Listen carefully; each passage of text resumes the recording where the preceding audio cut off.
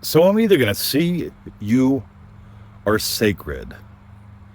I'm either going to see your sacredness, or I'm going to settle into listening to some story. I'm going to settle for some story.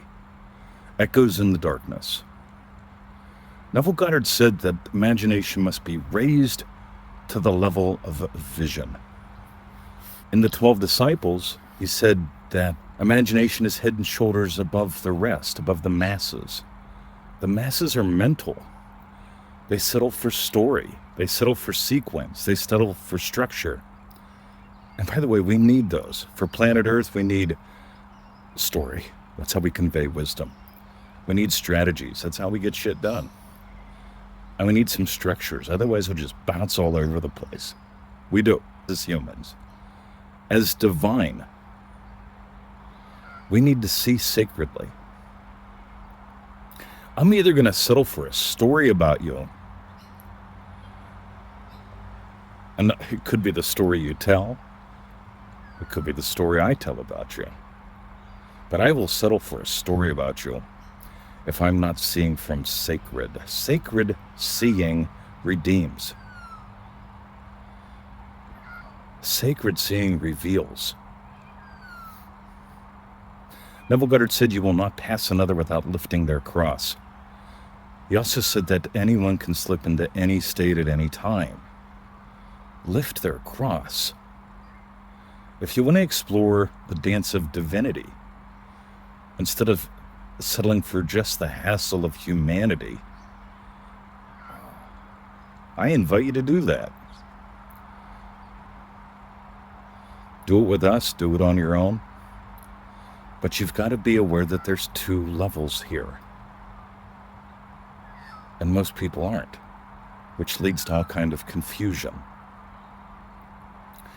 You see, manifesting seems to be about do something silly to make something serious happen.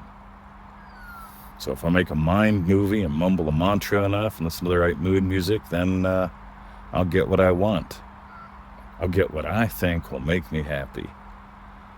And it just, it's like pushing the Mercedes instead of driving it. I got a Mercedes. It's a heavy car. It's a collectible Mercedes. It's steel, and it's heavy.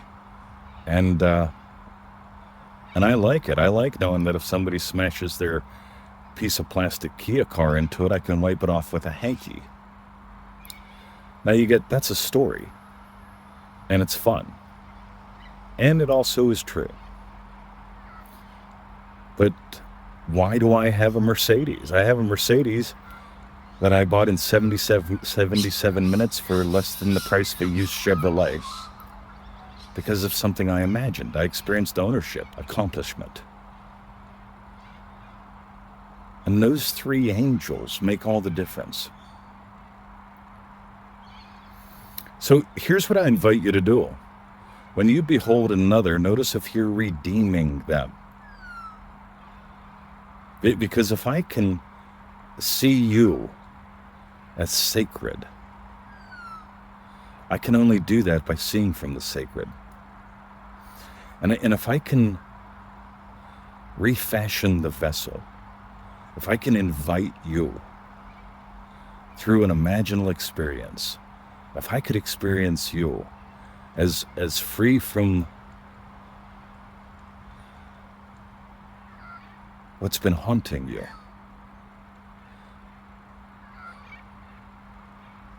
if I can experience you as someone who's seeing from vision instead of echoes in the darkness, because we all tell stories. I'm right. You'll catch on. I need to be right. I need to be right so much that I can't possibly really be happy for long.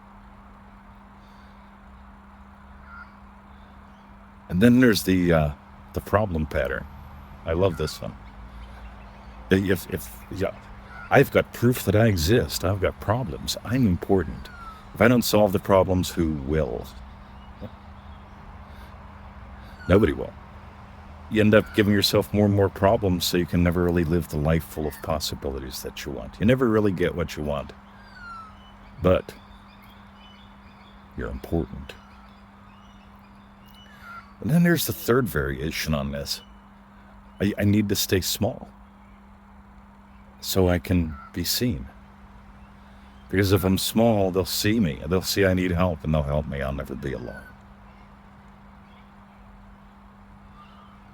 If we have three angels, and those are accomplished, satisfied, and ownership, and as in Scripture, Sarah entertained the three angels. Ownership, accomplished, satisfied. That's the imaginal realm. On the other hand, if we got, well, we'll just call them three little demons, three little drunks, and the three little drunks keep us drunk. I'm right. I'd rather be right, even if it makes me unhappy. I got problems to prove that I exist. I'm important. I got more problems than you do. Yep, I solve more problems than you do. I solve the world's problems. And then there's the little one. Help me. See me. Help me. Oh, someone needs help. So you can settle for the three demons, the three drunks, or you can soar as divinity. So my homework for you today is to behold. Notice who you're looking at. Notice if you're seeing them from sacred. Because sacred sees sacred slipping into states. And sacred redeems those who have slipped into states that are confused, that are confrontational, that are critical. You didn't come here for any of that. So can you redeem yourself or another? Because you notice sacred slipped into a state. Or are you just going to tell stories? That's the way they are. That's the way I am. That's the way it is. I speak with authority. I'm right. And they're a problem to me. And in the end, you just end up feeling small. I can't help them. Maybe you can. My name is Mr. 2020. This is the Power of Imagination podcast, where we explore one thing and one thing only. Well, the wonder-working power of the human imagination. If we give to you, if you want to give more to yourself, we've got ways to play. Reach out. I'd love to explore those with you. Have a great day. See ya.